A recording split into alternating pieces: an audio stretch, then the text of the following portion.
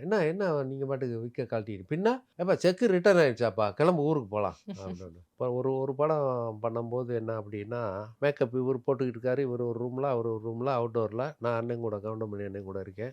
Sathyaraj sir makeup போட்டு வராரு. ஒரு ஃபோன் வருது. ஃபோனில் வந்தோன்னே கேட்குறாரு செக்கு ரிட்டர்ன் ஆயிடுச்சுன்னு. ஒரு செக்கு கொடுத்துருக்காங்க கம்பெனியில். அதை வாங்கி பேங்கில் போட்டு தான் இங்கே வந்திருக்காங்க ஷூட்டிங்க்கு. வந்து 2 நாள் நடிச்சுட்டு 3வது நாள்னு வச்சுக்கங்களேன், வீட்லேருந்து ஃபோன் வந்துச்சு. ம். செக்கு ரிட்டர்ன் ஆயிடுச்சு ம். அப்படின்னு. பையன் வந்து சொல்றான். சொன்னோனே, "ஏப்பா ராஜகோபால் செக் ரிட்டர்ன் ஆயிடுச்சாப்பா?"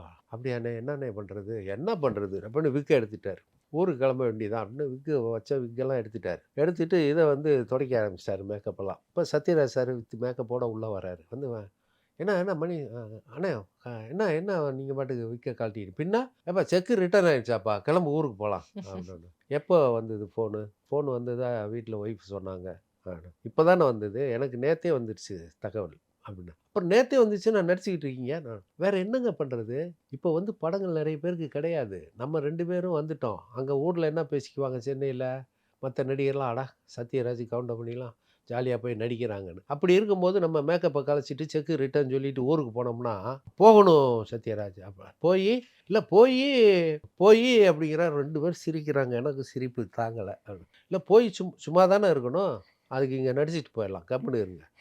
டைரக்டர் நம்ம ஆள் தான் சொன்னா வாங்கி குடுத்துருவாரு. அப்படி சொல்லி அப்புறம் நடிக்க ஆரம்பிச்சேன். இந்த மாரி அவங்களுக்குள்ள நெறைய ஜாலியா பேசுவாங்க. ஆமா. அப்படி ஒரு ஃப்ரெண்டு 2 பேரும்.